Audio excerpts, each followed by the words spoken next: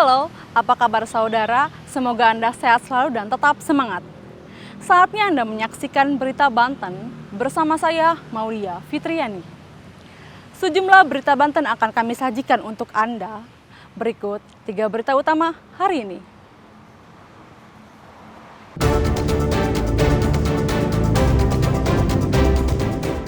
Rampok gerai Briling, remaja di Kabupaten Serang aniaya karyawan hingga tewas.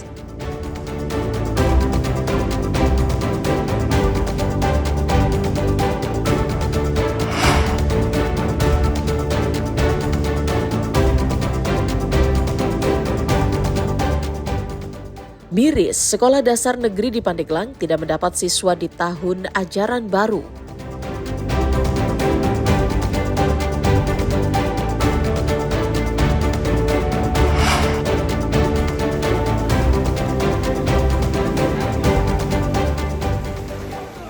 Drainase buruk, ratusan rumah di Cipondoh terendam banjir 1 meter lebih.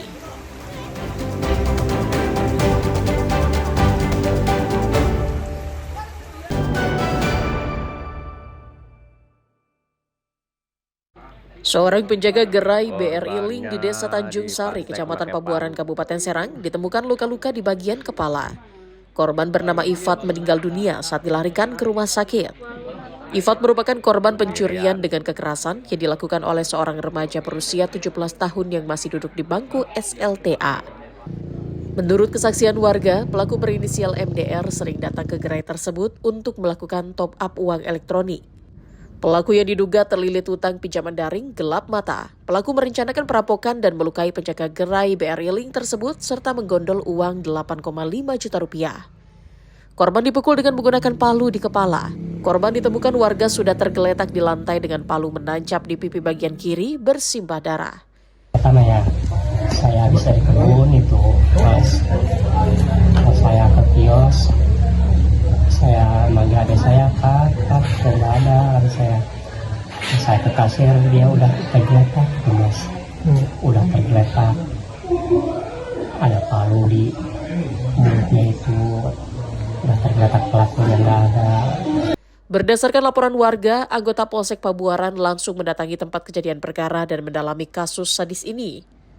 Tidak lebih dari 24 jam, polisi akhirnya menangkap pelaku. Petugas juga menyita 1 buah celana, 1 buah gawai milik pelaku, serta palu yang digunakan menghabisi korban. Saat korban ditemukan pertama kali di TKP, korban mengalami kondisi luka berat. Korban sudah tergeletak di TKP. Korban mengalami luka pada bagian wajah dan kepala. Ditemukan darah korban sudah berceceran. Pelaku berinisial MDR beraksi seorang diri. Pelaku sudah dipindahkan ke Polresta Serang untuk dimintai keterangan. Ariel Maranus dan Rizky Nugroho melaporkan dari Kabupaten Serang. Alih-alih datang sebagai investor, 2 warga negara asing asal Afghanistan justru ditangkap petugas imigrasi saat melayani pembeli saat berjualan makanan khas Timur Tengah di BSD Tangerang Selatan. WNA tersebut langsung melarikan diri dengan membawa gerobak jualannya saat petugas imigrasi melakukan pengawasan. Kantor Imigrasi Kelas 1 Khusus Non-TPI Tangerang melakukan pengawasan keimigrasian sebagai tindak lanjut atas laporan masyarakat serta hasil patroli cyber. Petugas mendapati 2 warga negara Afghanistan dengan inisial NCW dan HA. Keduanya didapati sedang melayani pembeli dan memasak makanan di sebuah kedai khas Timur Tengah. Dari hasil pemeriksaan terungkap bahwa NCW adalah pemegang izin tinggal terbatas investor dengan penjamin dari PT Glowy Victorious Trading, sedangkan HA sudah lebih dari 8 bulan mengalami overstay dan memegang kartu UNHCR sebagai pengungsi di Indonesia. HA mengaku mengajukan diri sebagai pengungsi ke United Nations High Commissioner for Refugees atau UNHCR pada 25 Maret 2025 setelah izin kunjungannya kadaluarsa. Hasil pemeriksaan ternyata yang bersangkutan sebelumnya masuk dengan visa kunjungan. Visa kunjungan, kemudian ketika overstay baru yang bersangkutan minta perlindungan dengan cara mendaftarkan diri secara mandiri ke UNHCR untuk memperoleh kartu itu.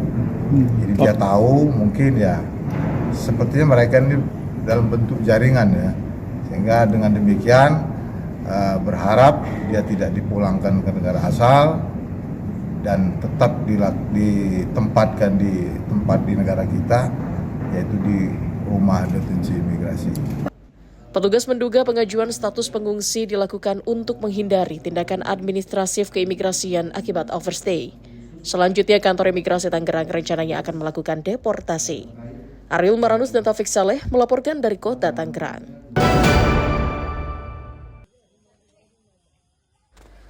Pasangan suami istri Ahmad Supeji dan Reni Rohaini, warga desa Sukadaya, Kecamatan Cikulur, Kabupaten Lebak, bersama 3 anaknya tersebut menempati tenda bantuan dari Kementerian Sosial.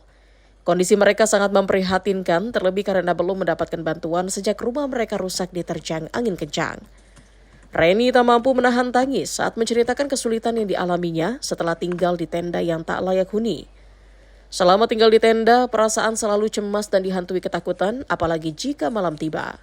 Sebelumnya, rumah mereka yang roboh itu dibangun pada 2019 dari sisa-sisa material bangunan bekas kebakaran. Akibat usia dan bahan bangunan yang rapuh, rumah tersebut tak kuat menahan terjangan cuaca ekstrim dan roboh pada bulan April lalu. Karena keterbatasan ekonomi, keluarga ini tidak mampu membangun kembali rumah mereka.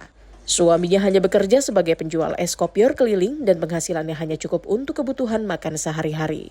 Rasanya gimana ya Pak? Ya nggak enak kalau malam ya kita panas. Satu malam kita takut Pak, takut ya posisi rumah dekat hutan, dan kedua takut bisa ada ular. Dan juga kalau malam anak tidur pada kepanasan, pada nangis, yang kecilnya juga nangis. Nggak bisa gimana ya? Siang panas, malam ya panas. Sedih aja Bu ya? Ya mau gimana lagi Pak? Nggak bisa jadi Keluarga ini hanya bisa berharap pada bantuan dari pemerintah atau uluran tangan dermawan agar bisa kembali tinggal di rumah yang layak. Ariel Maranus dan Sajiwa Pratama melaporkan dari Kabupaten Lebak.